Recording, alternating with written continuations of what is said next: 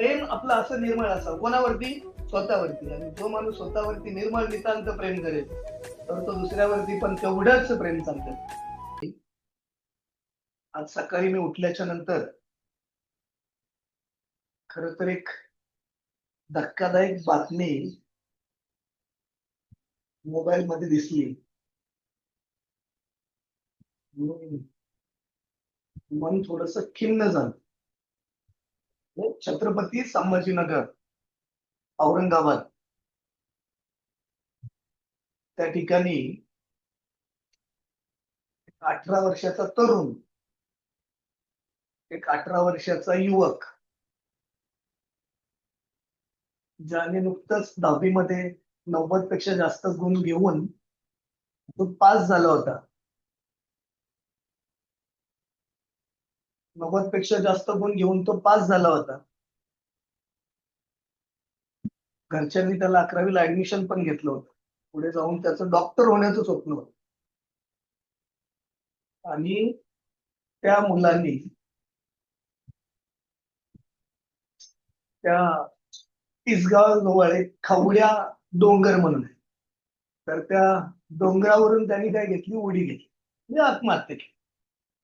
मुळात तो थरार बराच वेळ रंगला होता. त्याच्यामध्ये त्याच्या समोर त्याचे वडील होते, त्याची आई होती, जवान होते, त्याच्यानंतर लोक होती सगळी. पण तो अशा ठिकाणी उभा होता, त्याला वाचवणं कठीण होतं. आणि तो सतत जागा बदलत असल्यामुळे खाली जरी जाळी धरली होती तरी त्याला वाचवणं अवघड होत. तर मुळात म्हणजे एवढं 18 वर्षाचा एक तरुण अशा कुठल्या टोकाला जातो की ज्याला काय वाटतं की आत्महत्याच करावी, हे जीवन नको असं का वाटतं. जेव्हा ही बातमी जरा वाचायला सुरुवात केली, पाहिलं, तर त्याच्यात अक्षरशः धक्कादायक गोष्ट आहे. मला तर माझा एक मित्र आणि त्याचा मुलगा, आणि दोघांचं याचं पण नाव कुणालच, माझ्या मित्राच्या मुलाचं नाव पण कुणाल. आणि असं चित्र असं डोळ्यासमोरून गेलं.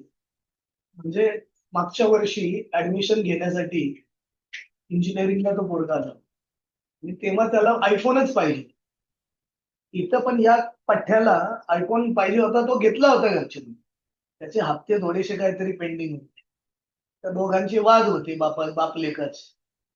आणि ते सगळं पाहून त्या दोघांचं जमत नसल्यामुळं त्याला असं वाटायचं की आपलं कोणी ऐकतच. आपला याने कोण, मम्मी पापा नसून नाही, असं वाटल्याच्या नंतर त्याने टोकाचं पाऊल घेतलं आणि उडी घेतली. आता उडी घेतली म्हणजे त्याला वाचवायला वडील जवळ गेले आणि त्याने मागे उडी घेतली. उडी घेतली, वडील वाचवायला गेले आणि ते पण पडले. म्हणजे एवढी एवढी हृदयद्रावक घटना आहे की दोघांनी उडी घेतलेली पाहून आई तर तिथे बसलेली होती. तर तिने डायरेक्टली उडी खाल्ली. म्हणजे काही सेकंदानंतर तिचा तो ती पडतानाचा व्हिडिओ दिसतोय. म्हणजे तिने प्रत्यक्षदर्शीने तर सांगितलं की तिने उडी मारली. म्हणजे एवढी अत्यंत वाईट घटना खरं तर ही घडली. तर याच्यातून समाज, पालक, आपण नागरिक म्हणून काय धडे घेणार की नाही? म्हणजे डिस्टिंक्शन झालेला पोरगा आहे. त्यात त्यांचा 1 वर्षापूर्वी मुलगा वारला होता, मोठा. त्याच्यानंतर हा दुसरा. म्हणजे आपण एवढे लाड करून ठेवतो डोक्यात पोरांची. नको ते द्यायचा प्रयत्न करू. मी माझ्या मित्राला म्हटलं होतं, "अरे म्हण की त्याला नाही म्हणून. माझी परिस्थिती नाही आता. हे पैसे तू वापर कशासाठी? तुझ्या पुढच्या एज्युकेशनसाठी." बरोबर आहे. यावर्षी जेव्हा स्कॉलरशिपचा फॉर्म भरायचा होता, तर माझा मित्र म्हणतो की आता त्याचं स्कॉलरशिपचं करा. तर नाही करता येत ना. ज्या ज्या बाप आपल्या मुलाला काय घेऊन देतो? iPhone घेऊन देतो. तर त्याला माझा जिवलग मित्र आहे, एकदम जीवाभावाचा. पण मस असला तरी माझी नीतिमत्ता कशी सांगेल की तुमचा मुलगा म्हणजे त्याच्या वर्गामध्ये एखादा गरीब असेल, ओके, आणि तो गरीबाला स्कॉलरशिप नसेल आणि हा iPhone घेऊन जर स्कॉलरशिप घेतला असेल, बरोबर की नाही? तर म्हणून असं वाटलं मला आणि मी त्यांचा फॉर्म भरायला नकार दिला. म्हणजे तसा तर भरताच येत नाही, पण तरी म्हटलं की नाही करता येत. तर म्हणजे तसं तो नाजूक परिस्थितीतला मित्र आहे. एवढा काही खूप भारी नाहीये. पण तरीही त्यांनी मुलाला काय घेऊन दिला? काय? मी मुलं म्हणजे मग मी त्याला विचारलं काय? तर अरे ऐकतच नाही तर. पोरं काय होत नाही तर ऐकतच नाही. आता पोरांनी जर ऐकलंच नाही, तर बापांनी तरी बिचाऱ्यांनी काय करावं? आणि म्हणून लहानपणापासूनच तुम्हाला पेशन्स नावाची जी गोष्ट आहे, तर ती तुम्हाला शिकवायला. आता माझा कबीर आहे, 4 वर्षाचाच आहे. तो मम्मीला लय हट्ट करतो आणि मम्मीकडून घेतोच. कुठलीही गोष्ट काय करतो? घेतोच. का? ती मम्मी त्याला देते ना. म्हणजे त्याने थोडं आदळआपट केली, की त्याने थोडंसं रडारड केली, रुसला असं जाऊन तो रुसतो बाजूला. रुसला की लगेच मम्मी काय करून टाकते त्याला, जाते 2-4 पप्प्या घेणार आणि त्याला ती गोष्ट देणार. पप्पाचं तसं नसतं. पप्पा म्हणतो, "कबीर नाही म्हटलं ना तुला एकदाच, तर कबीर माझ्याकडे येणार नाही." कबीर म्हणतो, "पप्पा मला चॉकलेट घेऊन ये." जेव्हा 10-20 वेळा तो काय मागेल? चॉकलेट मागेल. तेव्हा एकदा चॉकलेट देईल. तो जेव्हा 10-20 वेळा केक मागेल, तेव्हा एकदा केक देईल. म्हणजे त्याला नाही ऐकण्याची जी सवय आहे ना, नाही ऐकण्याची सवय आपण लावली पाहिजे ना. आणि हे लेकरांनाच नाही, आपल्याला पण प्रॉब्लेम आहेत ना. म्हणजे आपण कोणाला काही मागायला गेलो आणि तो नाही म्हणलं, की आपण त्याच्याबद्दल काय करतो? मनामध्ये रोष धरतो की नाही? मग ही जी आपण म्हणजे मित्राला गाडी मागितली, मित्र नाही म्हटलं ना, की आपल्या डोक्यात बघा कशी तिडीक जाते. नाही म्हणतो मला, गोपी ने गाड़ी नहीं दिया मुझे शाइन जाने के लिए, रोज मेरे साथ घूम रहा है, दोस्त है मेरा. ही भावना त्याच्यामध्ये काय होते? निर्माण होते आणि मग माणसाला नाही ऐकण्याची सवय नाही. आणि म्हणून 2 सवयी माणसाला पाहिजे. काय? नाही म्हणण्याची आणि नाही ऐकण्याची सुद्धा. जेव्हा नाही ऐकण्याची सवय लागते ना, तर माणूस स्ट्रॉंग होतो. आणि अल्टरनेटिव्ह शोधत जातो, अल्टरनेटिव्ह शोधत जातो आणि मग तो तेवढा स्ट्रॉंग होतो. त्याच्यामध्ये पेशन्स निर्माण. आणि म्हणून मला आता मी माझ्या आयुष्यात जगत असताना, मला कोणी नाही म्हटलं ना, मला नाही फरक पडत. That is okay. आता त्या नाही म्हणतो त्याला कारण काय तर ते त्याला माहित ना. कधी-कधी त्याला नसतं द्यायचं, त्याला नाही ते करायचं. बरोबर की नाही? या सगळ्या गोष्टी किंवा त्याला आपल्याला आपल्याकडे ती गोष्ट दिल्यावरती त्याला सिक्युअर नाही वाटत आहे.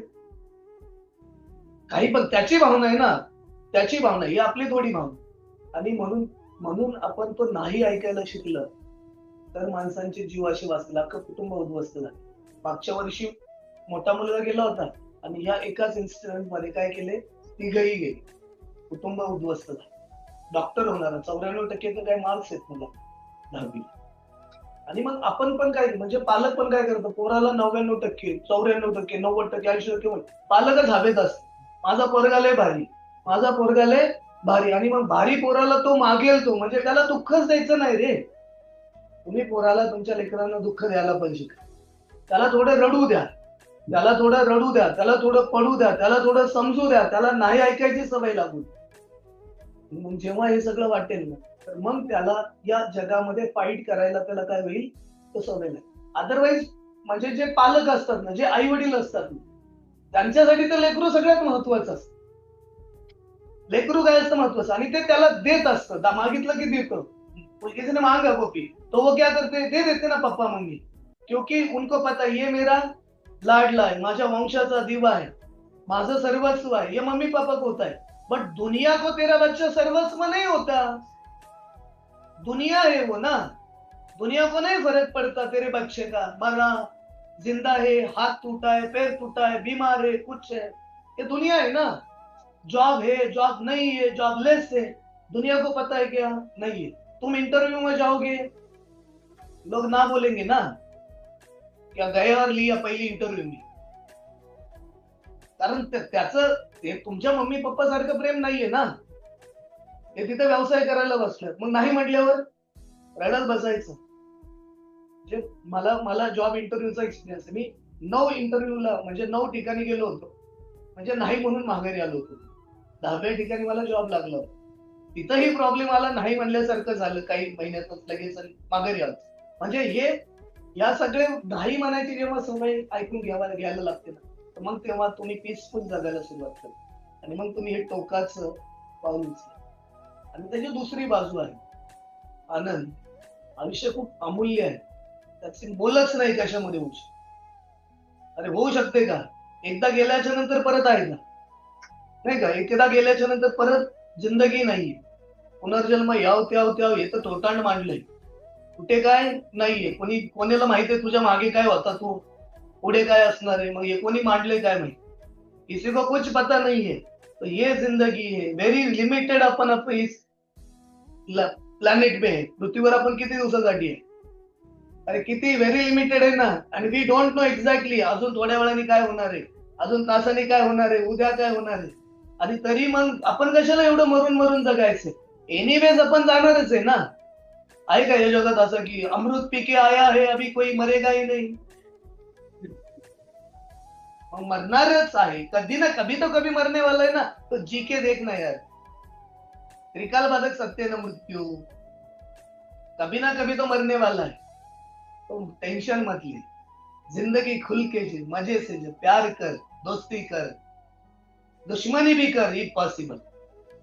जो करना है वो कर, तेरे मन में जो आता ना वो कर, तुझे जो अच्छा लगता ना वो कर. Don't be inside the cage. नको राहू कशात असं काय. म्हणजे आता समजा जॉब नाही लागला, जिंदगी संपली काय. आईटी मध्ये नाही जॉब लागला, जिंदगी संपली काय. दूसरा कुछ है कि नहीं इस दुनिया में. गोपी क्या ऐसा ही है कि यही है. नितीन सर ने नाही हेल्प किया, नाही केलं तर नाही केलं, दुसरं कोणीतरी करेल, तिसरं कोणीतरी करेल, चौथं कोणीतरी करेल, पाचवं कोणीतरी करेल, 10वं कोणीतरी करेल. नितीन सर करणार, सांगतोय. कोणीतरी है कि नहीं, कोई तो होगा इस दुनिया में. और कोई नहीं हुआ तो मैं खुद खड़ा रहूंगा इस दुनिया को फेस करने के. ये एटीट्यूड जब बिल्ड करोगी, खुद से प्यार करना स्टार्ट करोगी. दुनियाला म्हणजे पोरींवरती प्रेम करणारे हजारो दिसतात, लेकरा बाळावरती प्रेम करणारे हजारो दिसतात, मित्र मैत्रिणींवरती प्रेम करणारे हजारो दिसतात. पण जोपर्यंत तुम्ही स्वतःवरती प्रेम करत नाही ना आनंद, जब तक तू खुद से प्यार नहीं करेगा, खुद को बोलेगा नहीं I love you Nitin sir, मैं खुद को ही बोलूंगा क्या, एवढं नितांत निर्मळ वालं प्रेम मी माझ्या कोणावर करतो, स्वतःवरती करतो. मग जेव्हा स्वतःवरती एवढं निर्मळ नितांत प्रेम करेल, म्हणजे मी असं नेहमी म्हणतो काय ते गावाकडे विहिरीमध्ये पाहिल्याच्या नंतर काय ते दिसतो तुम्हाला, तळ दिसतो की नाही.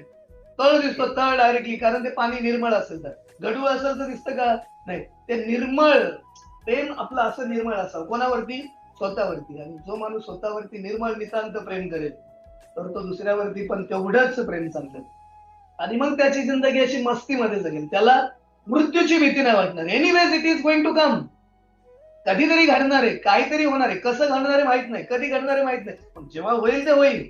अभी तो जी के देखते, मजे से मस्ती से, जो भी अपनी रिस्पॉन्सिबिलिटीज है, जो अपने काम है वो प्यार से करके. म्हणून मला असं वाटलं की हे डिस्कस करावं तुमच्यासाठी की आपण काही होऊ दे तुमच्या जिंदगीमध्ये, that is not a final thing की मला हेच मिळालं पाहिजे. असं नाही मिळालं तर नाही मिळालं, त्याला गेलं उडत.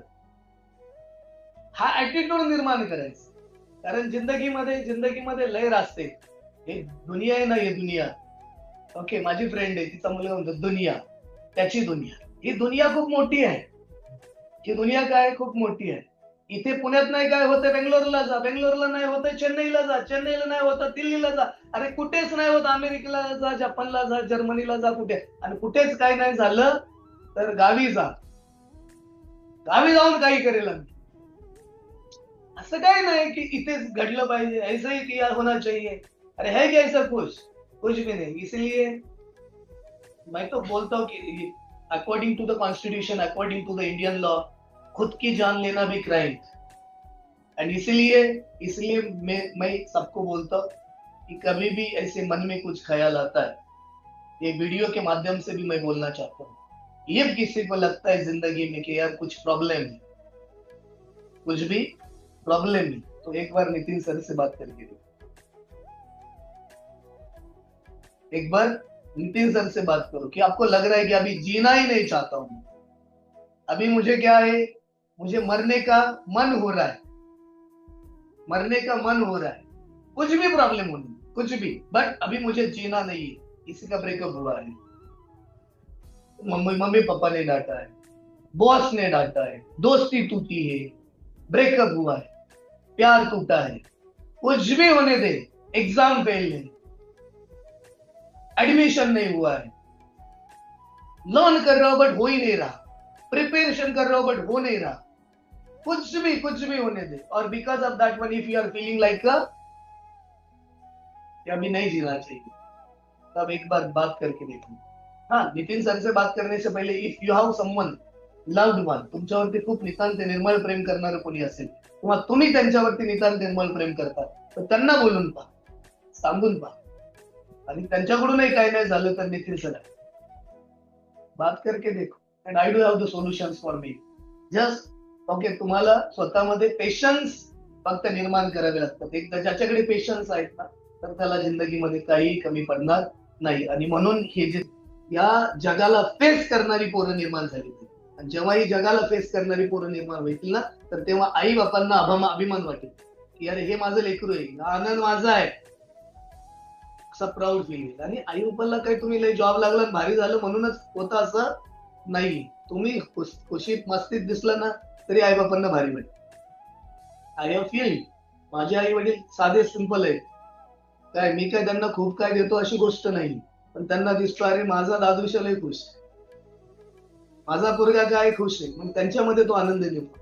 आणि आपल्यामध्ये एवढ्या चांगल्या पद्धतीने आपल्याला हे जगाशी लढायचं शिकलोय, म्हणून आई वडील, आपले फ्रेंड्स, आपण ज्यांच्यावरती प्रेम करतो, ज्यांचं आपल्यावरती प्रेम करतो, आपल्या आसपासची सगळी माणसं, माझे विद्यार्थी, यांच्यासाठी आपला प्लॅटफॉर्म पण जिंदगीचा ओपनच ठेवलेला कधी, येतं लक्षामध्ये. आणि म्हणून एवरीवन अपने आसपास जो भी है ना वो खुश रहना चाहिए गोपी, और यही हम काम करेंगे.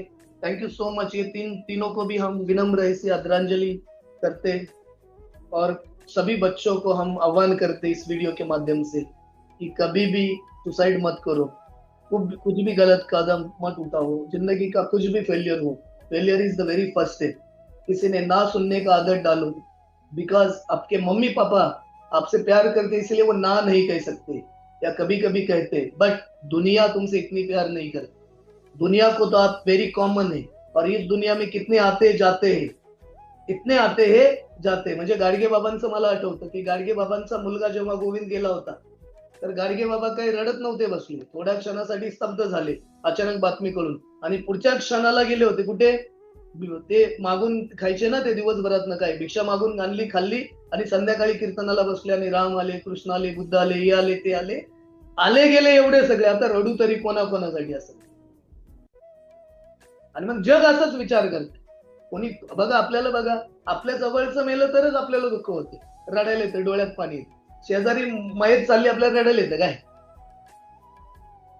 आनंद आता है क्या, इधर से कोई मरा और जा रहा है, आते बहुत रो रहे हैं यार, आनंद नहीं होता है ना. क्यों, ये दुनिया है ना, दुनिया के लिए कोई जिया कोई मरा फर्क नहीं पड़ता, बट फर्क पड़ता है अपने माँ बाप को, अपने पेरेंट्स को, अपने फ्रेंड्स को, फैमिली को, दोस्तों को, अपने रिलेटिव्स को, और सबसे ज्यादा फर्क पड़ता है खुद को, क्योंकि आपके जाने के बाद कौन रो रहा है, कौन हंस रहा है, कुछ फर्क नहीं पड़ता, because you are not there. तो याद रखना, खुद से प्यार करो, कभी भी आत्महत्या मत करो. Yes, thank you so much.